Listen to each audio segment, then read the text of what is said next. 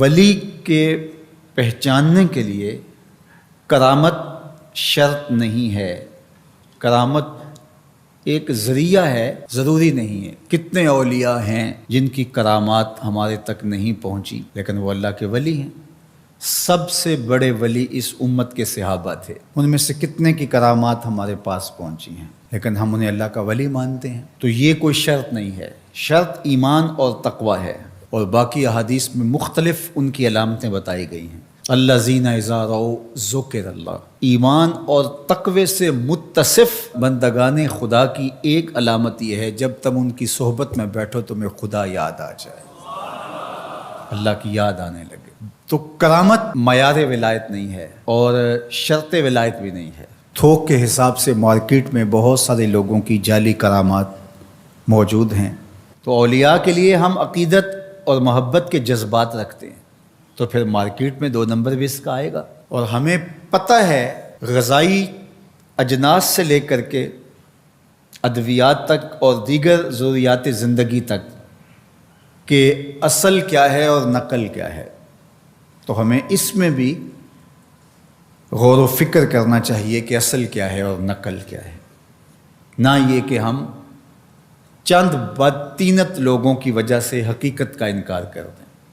تو آج بھی کچھ لوگ ہیں جو کہتے ہیں جی چھوڑو، ہم نہیں مانتے کرامتوں شرامتوں کو، اس طرح کے لفظ بولتے ہیں، جبکہ کرامت کا من حیث الکرامت انکار کفر ہے۔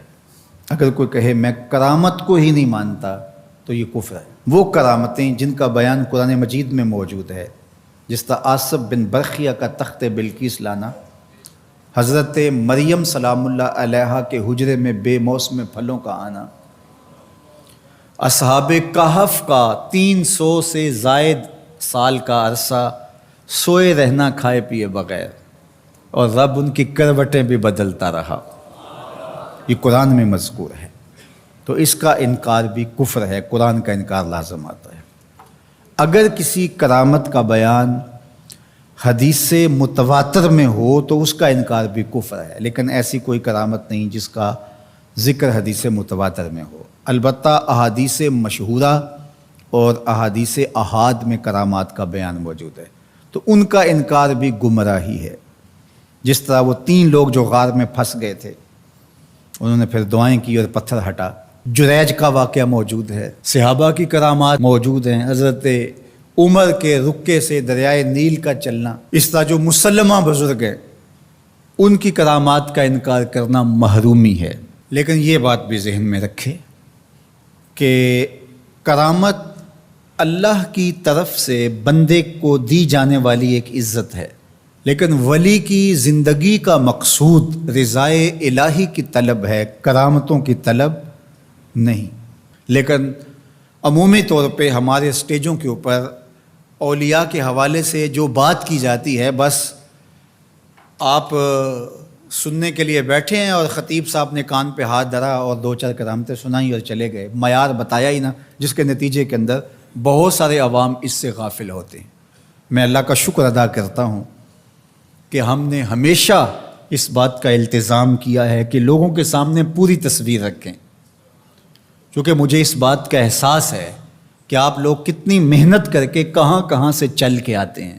پورے پاکستان میں بلکہ پوری دنیا میں ہم جہاں گئے ہیں، ہمارے سامنے جو لوگ آ کے بیٹھتے ہیں زیادہ تر طبقہ باشعور لوگوں کا ہوتا ہے، تو پھر ہماری ذمہ داریاں اور زیادہ بڑھ جاتی ہیں کہ ہم جو ہے وہ ان کے سامنے وہ بات کریں جو بات کرنی چاہیے۔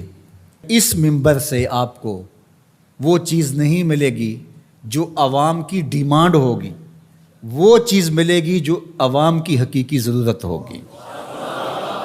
اس پر میں بھی اللہ کا شکر ادا کرتا ہوں، اس پر آپ کو بھی اللہ کا شکر ادا کرنا چاہیے، اور نہ یہ کہ کچھ 2 نمبر لوگوں کے رد عمل میں ہم حقیقت کا انکار کر دیں، جس طرح معتزلہ کر رہے ہیں، اور ایک طبقہ وہ ہے جو رتب و یابس کو قبول کر رہا ہے، اور آپ نے ایسے شخص، ایسے لوگ کہ جو اچھے انسان بھی نہیں ہیں، لوگوں کو دیکھا ہے کہ ان کو ولی مان رہے ہیں اور ان سے اپنی حاجتیں طلب کر رہے ہیں، ان کو ہادی مان رہے ہیں، مرشد مان رہے ہیں۔ وہ شخص جو خود آشنا بھی نہیں ہے، وہ تمہیں منزل آشنا کیسے کرے گا؟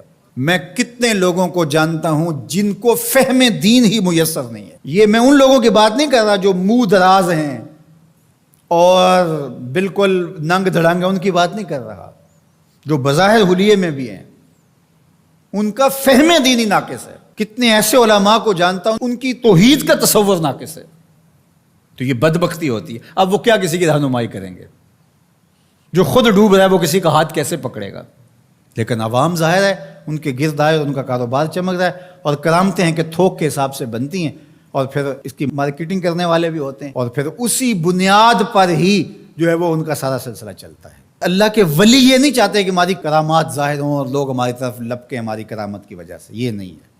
الکرامات حیض الرجال، جس طرح عورتیں ایام مخصوصہ کو چھپاتی ہیں، اللہ کے ولی بھی چھپاتے ہیں. وہ نہیں چاہتے کہ ہم اس حوالے سے جو ہے وہ پہچانے جائیں.